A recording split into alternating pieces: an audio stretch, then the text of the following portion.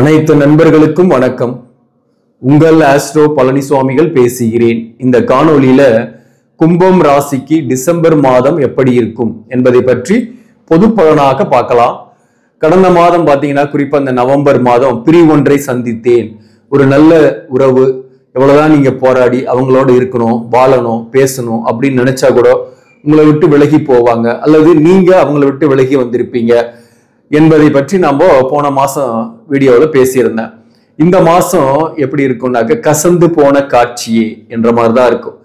எதை பார்த்தாலையும் ஒரு வெறுப்பு, விரக்தி, மன அழுத்தம் இப்படிதான் இருக்கும். இந்த விரக்தி, வெறுப்பு யாருக்கு அதிகமா இருக்கும் அப்படின்னாக்க சதயம் நட்சத்திரத்தில் பிறந்தவங்களுக்கு சற்று அதிகமாகவே இருக்கும். அதாவது இந்த கோச்சார சனி பகவான் சதய நட்சத்திரத்தில் தான் இருக்காரு. டிசம்பர் 27 வரலும் சனி கோச்சார சனி சதய நட்சத்திரத்தில் இருக்கிறதுனால கடுமையான மன அழுத்தம் இருக்கும். அதுக்காக புரட்டாதி நட்சத்திரத்தில் பிறந்தவங்களுக்கு எல்லாம் நல்லா இருக்குமா அப்படின்னாக்க அவங்களுக்குமே பிரச்சனை தான் இருக்கு. இந்த நேரத்துல ஏழரை சனி நடக்குது. அப்போ எல்லா எதிர்பார்த்த விஷயங்கள்லயும் ஏமாற்றங்களும் தடைகளும் இருந்துகிட்டே இருக்கும். அப்போ பாத்தீங்கன்னாக்க புரட்டாதி நட்சத்திரத்தில் பிறந்தவங்களுக்குமே இந்த காலகட்டத்தில் குடும்ப வாழ்க்கையில கருத்து வேறுபாடு இருக்கும். என்ன அப்படின்னாக்க 2ஆம் இடத்துல இருக்கக்கூடிய ராகு உத்திரட்டாதியில் இருக்கு, இங்க சனி ராகு சாரத்துல. அப்போ எதிர்பாராத பண இழப்புகளை சந்திக்கக்கூடிய சூழ்நிலை அல்லது எதிர்பாராத எக்ஸ்பென்சஸ் மீட் பண்ணக்கூடிய சூழ்நிலையும் இந்த காலகட்டத்தில் உண்டு. அதே போல இந்த நேரத்தை பொறுத்தவரையிலும் குடும்ப வாழ்க்கையில கருத்து வேறுபாடுகள்லாம் சாதாரணமா வரும். கணவன் மனைவி ஒன்னா பிரியாம இருக்கிறீங்கன்னாக்க நிறைய காம்ப்ரமைஸ் பண்ணிக்கணும், அல்லது கொஞ்சம் சகிப்பு தன்மையோட பொறுமையா போகணும். கருத்து வேறுபாடுகள் வரும். குறிப்பா வாழ்க்கை துணையுடைய உறவுகளோட உங்களுக்கு ஒரு மிஸ் அண்டர்ஸ்டாண்டிங் இருந்துகிட்டே இருக்கும். அவங்க சொல்றது உங்களுக்கு ஏத்துக்க முடியாது, நீங்க சொல்றதை அவங்க ஏத்துக்க மாட்டாங்க. இதனால ஒரு மிஸ் அண்டர்ஸ்டாண்டிங்கும் ஒரு பிரியக்கூடிய சூழ்நிலையும் கருத்து வேறுபாடுகளுமாவே இருக்கும். ஒரே வீட்டில் இருந்தா கூட ஒரு அந்யோன்யம் இல்லாம இருக்கக்கூடிய சூழ்நிலை, தனித்தனியாக இருக்கக்கூடிய சூழ்நிலை இருக்கும் இந்த காலகட்டத்தை பொறுத்தவரையிலும். அவிட்டம் நட்சத்திரத்தில் பிறந்தவங்களுக்குமே இந்த பாதிப்பு ஒரு 50% அளவுக்கு இருக்கும் இந்த மாதத்தை பொறுத்தவரையிலும். இங்க 3ஆம் பாதமும் 4ஆம் பாதமும் அவிட்டம் இருக்கு, 50% அளவுக்கு இருக்கும். இந்த தடைகள் பாத்தீங்கன்னா இருந்துகிட்டே இருக்கும். குறிப்பா அவிட்டம் நட்சத்திரத்தில் பிறந்தவங்களுக்கு திருமண தடை, புத்திரபாக்கியம் அமைவதில் தடை, இப்படி பல தடைகள் இருந்துகிட்டே இருக்கும். மேலும் இந்த மாதத்தை பொறுத்தவரையிலும் வம்பு வழக்கு சில பிரச்சனைகள்லாம் உங்களை தேடி வரக்கூடிய வாய்ப்பும் உண்டு. நீங்க கேஷுவலா ஏதாவது ஒண்ணு சொல்றீங்க அப்படின்னா கூட சில பேர் அதை தவறா எடுத்துக்கிட்டு பிரச்சனை பண்ணுவாங்க. அல்லது சில பேருக்கெல்லாம் சொத்து சம்பந்தமான வழக்குகள் அல்லது டிவோர்ஸ் கேஸ் இந்த மாதிரியான விஷயங்களும் இந்த காலகட்டத்தில் இருக்கும். அதாவது ஏழரை சனின்னாவே பாத்தீங்கன்னாக்க உங்களுக்கு பொதுவாகவே பண விஷயத்துல இழப்புகள், அதாவது நஷ்டங்கள் அல்லது விரயங்கள். அதே போல சில பேருக்குலாம் மன அழுத்தம், டென்ஷன், உடல்நல பாதிப்பு. சில பேருக்கு பாத்தீங்கன்னாக்க கணவன் மனைவி உறவு நிலையில சரியில்லாம பிரிந்து இருக்கக்கூடிய சூழ்நிலை, ஏமாற்றம். அதே போல இந்த ஏழரை சனியோட மொத்த டோட்டல் வருடங்களும் கசந்து போன காட்சிகள் தான். ஏன் இந்த மாதிரிலாம் நமக்கு ஏற்படுது அப்படின்னு என்னைக்காவது நீங்க யோசிச்சு பார்த்தீங்கன்னாக்க உங்களுக்கே ஒரு விஷயம் புரியும். நம்மளுடைய கர்மா அப்படின்னு ஈஸியா சொல்லிடலாம். ஆனா இந்த ஏழரை சனி நமக்கு ஒரு படிப்பணியை சொல்லி கொடுக்குது அப்படின்றதுதான் முக்கியமான விஷயம். நம்ம கஷ்டப்பட்டாலையும் அதுல ஒரு லெசன் லேர்ன் பண்ணிக்கிட்டே வந்துட்டு இருக்கிறோம். அந்த லெசன் சனி பகவான் நமக்கு இன்டைரக்டா உணர்த்திக்கிட்டே இருக்கிறாரு. நல்லவன் யாரு, கெட்டவன் யாரு, பணம்னா அதோட வேல்யூ என்ன, இன்னைக்கு கலியுகத்துல எப்படி நடந்துக்கணும், இந்த உலகம் எந்த கண்டிஷன்ல போயிட்டு இருக்கு, குறிப்பா மனிதர்களுடைய நிறங்கள் என்ன, உங்களை சுத்தி இருக்கக்கூடிய மனிதர்களின் நிறங்கள் என்ன என்பதை பற்றியெல்லாம் நீங்க உணர்ந்து கொள்ளக்கூடிய காலகட்டம். அதன் மூலம் உங்களுடைய வாழ்க்கையை வரும் காலங்களில் செம்மைப்படுத்தி கொள்ளலாம். இப்ப கடுமையான துன்பங்கள் இருக்கு, இந்த துன்பத்துக்கும் ஒரு முடிவு உண்டு. ரொம்ப ஜாலியா இருக்கிற, ஹாப்பியா இருக்கிறேன்னா அந்த இன்பத்திற்கும் ஒரு முடிவு உண்டு. ஒரு ஆரம்ப புள்ளின்னு ஒண்ணு இருந்தா முடிவு புள்ளின்னு ஒண்ணு உண்டு. எந்த ஒரு செயலுக்குமே இந்த துன்பமாகட்டும் அல்லது இன்பமாகட்டும் எல்லாமே ஒரு முடியக்கூடியதுதான். அதனால இதே மாதிரி இருந்துரும், இப்படிதான் நம்ம வாழ்க்கையில் இருப்போம், என்ன செய்யறதுன்னே குழப்பமா இருக்கு, அதனால சில தவறான முடிவுகள்லாம் கூட சில பேர் எடுத்துறாங்க. அந்த மாதிரி எல்லாம் எடுக்காம வாழ்க்கையில தன்னம்பிக்கையை மட்டும் இழக்காம இருங்க. வாழ்க்கை எல்லாமே ஒரு நாள் மாறக்கூடியதுதான். அதே போல இந்த ஏழரை சனியோட பாதிப்பு என்பது இந்த காலகட்டத்தில் உங்களுக்கு இருந்துகிட்டு இருக்குன்னாக்க இதுவும் மாறக்கூடியதுதான். உங்களை செம்மைப்படுத்தி சனி பகவான் ஒரு திட்டவட்டமான மனிதனாக, ஒரு மெச்சூர்டு மனிதனாக உங்களை உருவாக்குவார். அதற்கு இறை வழிபாடும் உங்களுக்கு தேவை இப்போதைக்கு. அதன் மூலம் சமாளிக்கலாம். இந்த மாதத்துல வந்து குறிப்பா சொல்லணும்னாக்க சனி வக்ர நிவர்த்தி ஆயிட்டாரு.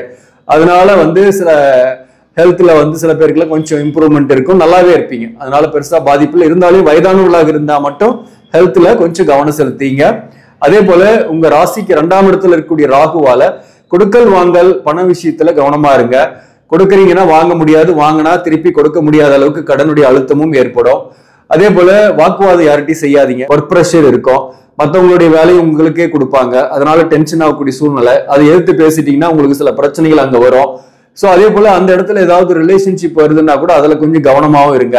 ராசிக்கு 6ஆம் இடத்துல செவ்வாய், இந்த செவ்வாய் நீச பங்கமாக போகுது. இந்த செவ்வாய் தான் தொழில்காரர்கள், 10க்குரியவன் நீச பங்கம். புதிய வாய்ப்புகள்லாம் கிடைக்கும். ஏன்னா செவ்வாய்க்கு சுக்கிரன் பார்வை, சுக்கிரனுக்கு செவ்வாய் பார்வை. அந்த வகையில எதிர்ப்பாளினுடைய உறவு கூட சில பேருக்குலாம் ஏற்படும். அதாவது ஒரு தேவையற்ற உறவு தான், அதுவும் ஒரு மன வருத்தத்தை கொடுக்கும். ஆனா அது வந்து இப்போதைக்கு அப்படிலாம் இருக்காது, எடுத்த உடனே மன வருத்தத்தை கொடுக்காது. உறவு ஏற்படும் போது மகிழ்ச்சியா தான் இருக்கும், பிரியும் போதுதான் அதோட வேல்யூ என்னன்னு நமக்கு தெரியும், யார் எப்படிப்பட்டவங்கன்னு புரியும்.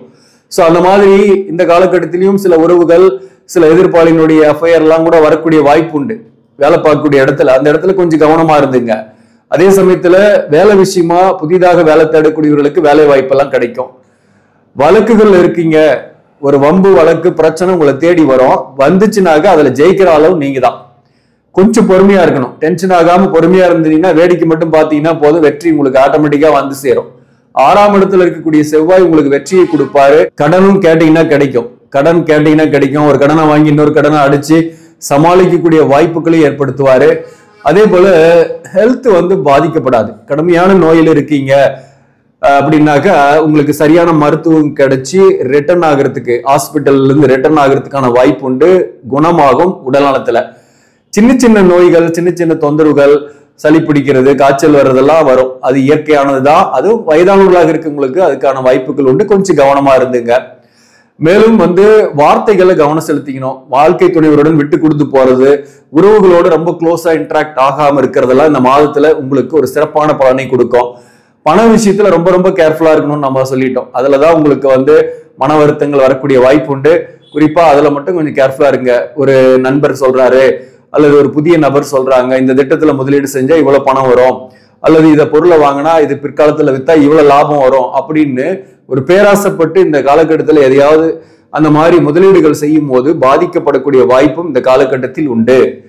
பணம் வந்து கொடுக்கறதுன்னும் போது நம்ம இப்படி கூட நாம ஏமாறக்கூடிய வாய்ப்பு உண்டு, அதனால பாத்துங்க. அதே போல இந்த மாதத்தை பொறுத்தவரையிலும் 10ஆம் இடத்துல வந்து சூரியன் முதல் 15 நாள் புதனோடு சேர்ந்து இருக்கு. புதன் வக்ரம் பெற்று இருக்கு. பிள்ளைகள் தொடர்பாக கொஞ்சம் செலவு செய்வீங்க, பிள்ளைகளுக்காக சுப செலவுகள் செய்யக்கூடிய வாய்ப்பு உண்டு. இந்த குரு வந்து 4ஆம் இடத்துல இருந்து 10ஆம் இடத்தை பார்க்கறதுனால வேலை தொழில கொஞ்சம் ஒர்க் ப்ரெஷர், டென்ஷன் இருந்தாலும் மதிப்பு மரியாதை இருக்கும். உங்களை முன்னிலைப்படுத்துவாங்க. அதாவது நீங்க ஹார்ட் ஒர்க் பண்ணுவீங்க, மேலதிகாரிகள் கிட்ட கொஞ்சம் டென்ஷன் ஆகக்கூடிய சூழ்நிலை எல்லாம் வரும். ஆனாலும் இந்த மாதத்தை பொறுத்தவரை சனி வக்ர நிவர்த்தி ஆயிட்டதுனால இந்த இடமாற்ற சிந்தனைகள்லாம் இல்லை. இதே இடத்துல இருக்க போறீங்க, இருக்கிற இடத்துலயே வேலையில இருக்க போறீங்க. அங்கேயே வந்து உங்களுக்கு ஒரு கன்சிடரேஷன் கிடைக்கும், பதவி உயர்வோ அல்லது ஊதிய உயர்வோ கன்சிடரேஷன் கிடைக்கும், இல்லைன்னா ரெகக்னிஷனாவது கிடைக்கும். நீங்க ஒர்க் பண்றதை மதிக்குவாங்க, ஹார்ட் ஒர்க் பண்ணுவீங்க, மதிப்பாங்க. ஆனா கொஞ்சம் அதிகமா பேசாம இருந்துட்டீங்கன்னா உங்களுக்கு அங்க நல்ல பேரே கிடைச்சிரும், பிரச்சனையே கிடையாது. அங்க மேலதிகாரிகிட்டையும் சரி, சக பணியாளர்கிட்டையும் உங்களுடைய பர்சனல் எல்லாம் சொல்லி க்ளோஸா இணையாம இருந்தீங்கன்னா பெட்டராகவே ஃபீல் பண்ணுவீங்க. அதே போல ஏன்னா 10ல சூரியன் இருந்தா திக் பலம், அந்த வகையில வந்து மதிப்பு மரியாதை இருக்கும். ஏதோ ஒரு வகையில பணமும் வரும் வேலை விஷயமா. அதாவது நிறைய ஒர்க் பண்ணா கூட குறைந்த அளவு ஊதியமாவது கைக்கு வரும், அதனால பணமே வராதுன்னு சொல்லல. பிசினஸ் பண்ணக்கூடியவங்களுக்கு கூட பாத்தீங்கன்னா ஹார்ட் ஒர்க் பண்ணி ஆர்டர்ஸ் எல்லாம் கம்ப்ளீட் பண்ணுவீங்க, வர்ற பணம் கொஞ்சம் தடைப்பட்டு வரும், அவ்வளவுதான். ஆனா வந்துடும். 2ஆம் இடத்துல இருக்கக்கூடிய ராகு சனி சாரத்துல இருக்கிறதுனால பண விரயம் அதிகமாகும், பணம் வர்றதும் தடையாகும். அப்பப்போ தேவைப்படும் போது கொஞ்சம் தடைப்பட்டு கைக்கு வரும், அதுதான் ஒரு பிரச்சனை. வீடு, சொத்து, வாகனம் இந்த மாதிரியான சுப செலவுகள் ஏற்படும். வாகன மாற்றம் ஏற்படும். சில பேருக்கு புதிய வாகனம் வாங்குவீங்க, பழைய வாகனத்தை வித்துட்டு, அல்லது ஒரு புதிய வீட்டுக்கு குடி போகக்கூடிய சூழ்நிலையும் சில பேருக்கு ஏற்படும். சொத்துக்கள் தொடர்பாக, வாகனம் தொடர்பாக உங்களுக்கு செலவுகள் ஏற்படும். தாயின் உடல்நலனில் கொஞ்சம் கவனம் செலுத்திங்க. தாயாருக்கு ஹெல்த் இஷ்யூஸ் வந்து அதுக்கு மருத்துவ செலவு செய்யக்கூடிய சூழ்நிலையும் இந்த காலகட்டத்தில் உண்டு, கொஞ்சம் கவனம் செலுத்திங்க. டிசம்பர் 15ல இருந்து இந்த சூரியன் வந்து பாத்தீங்கன்னாக்க ராசிக்கு 11ஆம் இடத்துல வந்துருது. இங்க வந்து புதன் பொறுத்தவரையிலும் 10ஆம் இடத்துலயே வக்ர நிவர்த்தி ஆகியிருக்கும். இதுவும் ஒரு பாசிட்டிவ் தான். 11ல சூரியன் இருக்கிறது நல்லது. 7க்குரியவன் 11ல இருக்கிறதுனால வாழ்க்கை துணைவரால் ஆதாயங்கள் உண்டு. இந்த சூரியன் 11ல இருக்கும்போது தனித்து இருக்கக்கூடிய சூழ்நிலை, தொலைதூர பயணங்கள் ஏற்படும். மூத்த சகோதரத்தால நன்மைகள் உண்டு. உங்களுக்கு சகோதர வழியில் இருந்து வந்த பிரச்சனைகள் இந்த மாதத்தை பொறுத்தவரையிலும் தீரும். சொத்துக்கள் தொடர்பாக ஆதாயங்கள் வரும். குறிப்பா பூர்வீக சொத்துல இருக்கக்கூடிய வில்லங்கங்கள் வழக்குகள் இருக்கீங்கன்னா அதுல பாசிட்டிவான விஷயம் உண்டு. படிக்கக்கூடிய மாணவர்களுக்கு உடல்நல தொந்தரவு பெருசா இல்ல, நல்லாவே படிக்க போறீங்க. இந்த மாதத்தை பொறுத்தவரையிலும் ஹார்ட் ஒர்க் பண்ணுவீங்க. அரசு பணிக்கு படிச்சுட்டு இருக்கிறவங்களுக்கு இந்த மாதம் கொஞ்சம் சிறப்பாகவே இருக்கும், நல்லாவே படிப்பீங்க. அதே போல எக்ஸாம் எழுதுறீங்கன்னா ரிசல்ட் கூட எதிர்பார்க்கலாம். உங்க சுய ஜாதகத்துல அரசு பணிக்கு போறதுக்கான பிராப்தங்கள் இருக்கும் பட்சத்துல இந்த மேரேஜ் லைஃப்ல பொறுத்தவரையிலும் குடும்பம், தனம், வாக்கு இதுல மட்டும் கவனம் செலுத்திங்க. மற்றபடி ஒன்னாவே இருக்கிறவங்களுக்கு வாழ்க்கை துணையோட ஆதாயம் உண்டு. வாழ்க்கை துணையோட சேர்ந்து கூட நீங்க சொத்தோ அல்லது வீடு, காரு இந்த மாதிரி ஏதாவது ஒன்று வாங்குறதுக்கான வாய்ப்புகள் உண்டு. அது ராசியில இருக்கக்கூடிய சனியால மன அழுத்தங்கள்லாம் அப்பப்போ வந்துகிட்டே இருக்கும். அதனால மேரேஜ் லைஃப்ல மட்டும் கொஞ்சம் பொறுமையா இருந்தீங்கன்னா எல்லாமே உங்களுக்கு நல்லதாவே நடக்கும், பாசிட்டிவாவே இருக்கும். அடுத்தது இந்த மாதத்தை பொறுத்தவரைக்கும் எந்தெந்த தொழில் சிறப்பாக இருக்கும் அப்படின்னாக்க 10க்குரியவன் 6ஆம் இடத்துல இருந்து பூச நட்சத்திரத்துல இந்த மாதத்தை பொறுத்தவரை இருக்கிறார். அப்போ இன்ஜினியரிங் சம்பந்தமான தொழில், இரும்பு சம்பந்தமான தொழில், மருத்துவம் சார்ந்த தொழில், உணவுத்துறை, ரியல் எஸ்டேட் சார்ந்த துறை, கட்டிடவியல், கட்டுமானம், பொருட்கள் விற்பனை, சேல்ஸ் அண்ட் மார்க்கெட்டிங், அதே போல வாக்கால் பிழைக்கக்கூடிய துறை, கல்வித்துறை, அக்கௌண்ட்ஸ், ஆடிட்டிங், கம்ப்யூட்டர் போன்ற துறைகளில் இருப்பவர்களுக்கெல்லாம் இந்த மாதம் சிறப்பாகவே இருக்கும். அதாவது உங்களுக்கு இந்த துறைகளில் இருக்கீங்கன்னாக இடமாற்ற சிந்தனை எல்லாம் இல்லை, ஒரு இடத்துலயே ஒர்க் பண்ண போறீங்க. கொஞ்சம் மதிப்பு மரியாதை எல்லாம் உங்களுக்கு வரும் இந்த மாதத்தை பொறுத்தவரையிலும். அதே போல இந்த மாதத்தை பொறுத்தவரையிலும் ஹார்ட் ஒர்க் பண்ணுவீங்க. உங்க ஒர்க்கை வந்து ரெகக்னிஷன் பண்ணுவாங்க. வாக்குவாதம் யார்கிட்டையும் செய்யாம இருந்தீங்கன்னா இந்த மாதம் சிறப்பான மாதம் தான். வேலை விஷயமா, பங்கு சந்தை விஷயத்துல பொறுத்தவரை இந்த மாதத்தில் ஈடுபடுறதை கொஞ்சம் தவிர்க்கிறது நல்லது. பொதுவாகவே ஏழரிச்சு நீ காலகட்டத்துல ஷேர் மார்க்கெட்டு இந்த மாதிரி ஊக வாணிகங்கள் பேராசைப்பட்டுட்டு கிரிப்டோ கரன்சி அது இதுன்னு போனீங்கன்னாக்க கண்டிப்பா அதெல்லாம் கொஞ்சம் பெருசா ஆதாயம் எடுக்க முடியாத மாதிரி சூழ்நிலைகள் ஏற்படும். அதனால கொஞ்சம் விலகி இருக்கிறது நல்லது. இந்த மாதத்தை பொறுத்தவரையிலும் நீங்க பொருள் வாங்குறதுக்கான வாய்ப்புகள் உண்டு. அசட்ஸ் வாங்குறதுக்கு, வீடு வாங்குறதுக்கு, வாகனம் வாங்குறது, ஆடை ஆபரண சேர்க்கை எல்லாம் இந்த காலகட்டத்தில் வாய்ப்பு உண்டு. அதற்கு செய்யலாம், நீங்க பெட்டரா இருக்கும்.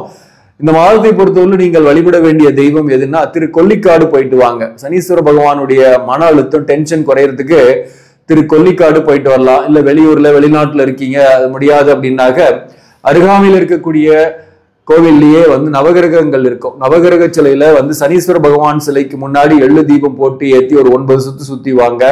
அதே போல வறியவர்களுக்கு, நோயாளிகளுக்கு அவங்களுக்கு ஆடை தானம், உணவு தானம் கொடுங்க, நல்லது நடக்கும். சில பேருக்கு செருப்பு கூட வாங்கி கொடுக்கலாம். வசதி இல்லாம கஷ்டப்படக்கூடியவங்களுக்கு செருப்பு வாங்கி கொடுங்க. காகத்திற்கு உணவு வைக்கலாம், இல்லைன்னா எறும்புகளுக்கு அரிசி மாவு தூவிட்டு வாங்க. இதெல்லாம் உங்களுக்கு கஷ்டத்தை குறைக்கக்கூடியதாகவே இருக்கும். ஆக நண்பர்களே, இந்த பதிவு உங்களுக்கு பிடிச்சிருந்தாக லைக் பண்ணுங்க, இதை மற்றவர்களுக்கும் ஷேர் பண்ணுங்க. இன்னும் நம்ம சேனலை சப்ஸ்கிரைப் பண்ணாம பாக்குறவங்க சப்ஸ்கிரைப் பண்ணி கண்டினியூ பண்ணுங்க. இதன் மூலம் உங்களுக்கு ஒரு சரியான ஜோதிட தகவல்களும் ஆன்மீக தகவல்களும் கிடைக்கும். நன்றி, வணக்கம்.